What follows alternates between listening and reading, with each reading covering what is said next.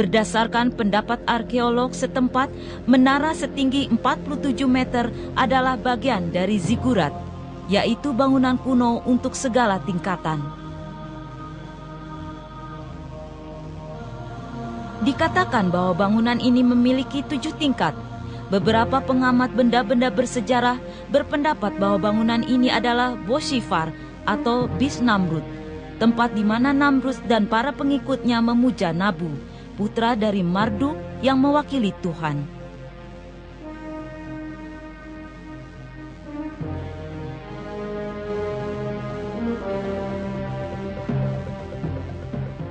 Nabi Ibrahim berusaha memperbaiki kesalahan orang-orang Babilonia dengan menggunakan pendekatan intelektual. Akan tetapi, kebiasaan lama itu sulit untuk dihilangkan. Al-Quran mencatat peristiwa ini dalam surat Asy-Syu'ara ayat 69 dan 74 yang berarti, "Dan bacakanlah kepada mereka kisah Ibrahim ketika dia berkata kepada bapaknya dan kaumnya, 'Apakah yang kamu sembah?' Mereka menjawab, 'Kami menyembah berhala-berhala dan kami senantiasa tekun menyembahnya.' Berkata Ibrahim, 'Apakah berhala-berhala itu mendengar doamu sewaktu kamu berdoa? Atau mereka memberi manfaat kepadamu atau memberi mudarat?' Mereka menjawab, 'Sebenarnya kami mendapati nenek moyang kami berbuat demikian.'" Ajakan Nabi Ibrahim untuk memeluk Islam tidak dijawab oleh kaumnya. Namun dia tidak berputus asa. Nabi Ibrahim menemui berbagai rintangan dalam perjuangannya untuk membawa mereka kembali beriman, mengingat Allah dan memerangi benih-benih setan.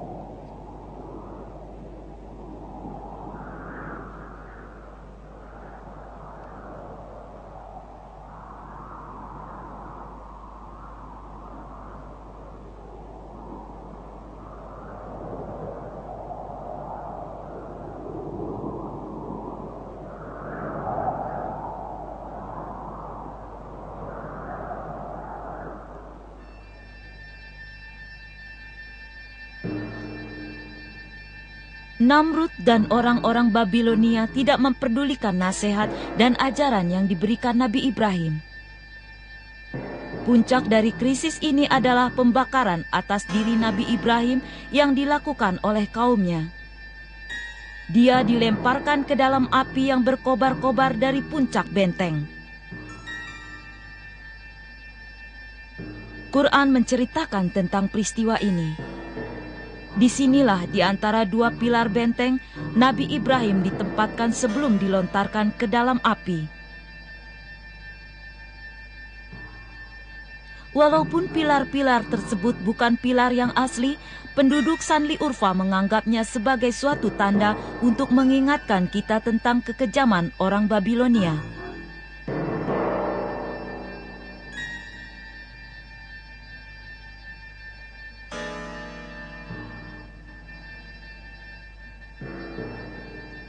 Dengan menggunakan semacam ketapel, Nabi Ibrahim dilempar ke dalam kobaran api.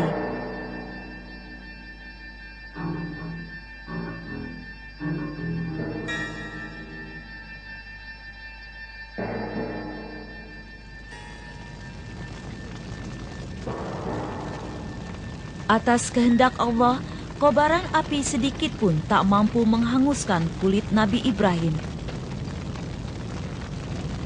Surat Al-Anbiya ayat 69 mengatakan, "Kami berfirman, hai api, menjadi dinginlah dan menjadi keselamatanlah bagi Ibrahim." Penduduk setempat percaya bahwa tumpukan kayu-kayu bakar yang digunakan untuk membakar Nabi Ibrahim berubah menjadi ikan. Sementara api itu sendiri berubah menjadi air dan berbentuk danau. Sayangnya, tidak semua orang setuju dengan kepercayaan ini karena hal tersebut tidak disebutkan dalam Al-Quran atau Sunnah, dua acuan utama bagi kaum Muslim. Saat ini, Danau Khalid Ar-Rahman menjadi daya tarik bagi para peziarah. Mereka datang untuk mengenang peristiwa ini.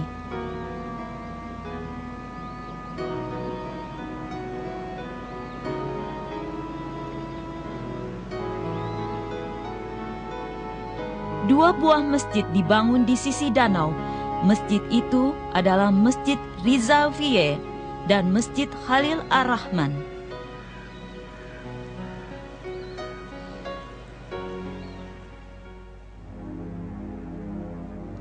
Setelah peristiwa tersebut, Nabi Ibrahim diperintahkan untuk meninggalkan kaumnya. Dia melakukan perjalanan ke utara dan tinggal sebentar di Haran. Penduduk setempat kebanyakan adalah petani dan peternak. Kapas diolah secara luas di sini.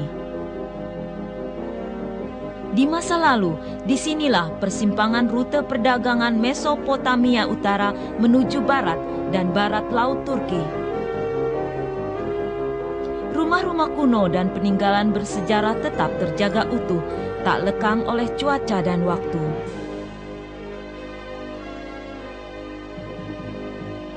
Penduduk Haran di masa Nabi Ibrahim menyembah bintang, tidak seperti orang Babilonia yang menyembah berhala. Nabi Ibrahim menggunakan pendekatan yang berbeda untuk menarik massa.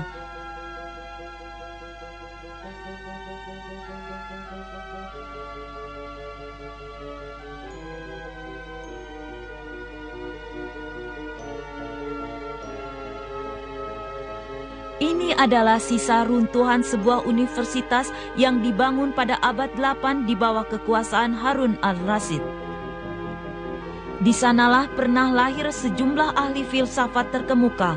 Di antara mereka terdapat Jabir bin Hayyan yang membuktikan kesalahan falsafah orang Ionia yang menyatakan bahwa atom adalah partikel terkecil yang tidak dapat memisahkan diri.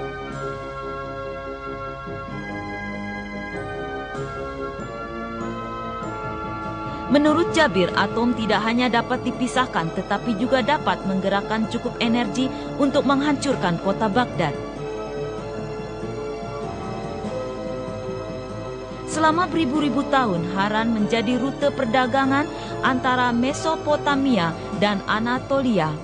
Haran adalah kota kosmopolitan yang kaya akan budaya.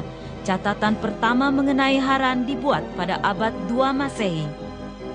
Menurut Ibnu Shaddad, seorang sejarawan pada abad 13, Haran juga dikenal sebagai kota Ibrahim karena disinilah dia sempat tinggal selama beberapa waktu untuk kemudian melanjutkan perjalanan ke Palestina. Marwan II adalah salah satu penguasa dari dinasti Umayyah. Dialah yang menjadikan Haran sebagai ibu kota kerajaan.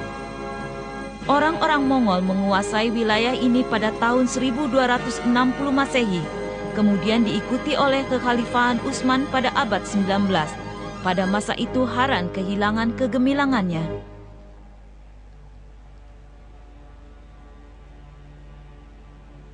Nabi Ibrahim pernah membelah wilayah yang sangat luas.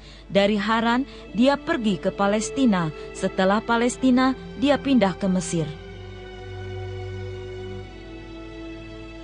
Perjalanannya dilakukan dengan tujuan menyebarkan Islam, menegakkan keadilan, dan membebaskan manusia dari kejahatan mereka.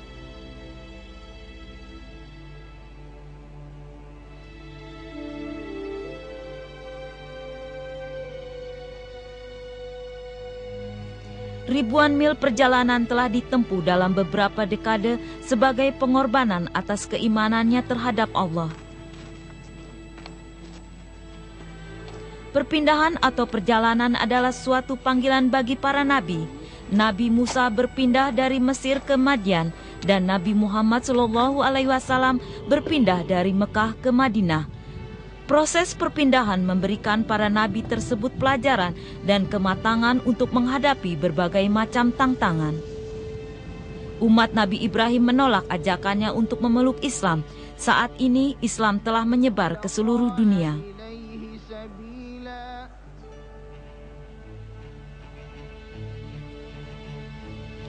Nama Allah diagungkan dan peraturan-peraturannya dijalankan oleh kaum muslim seluruh dunia.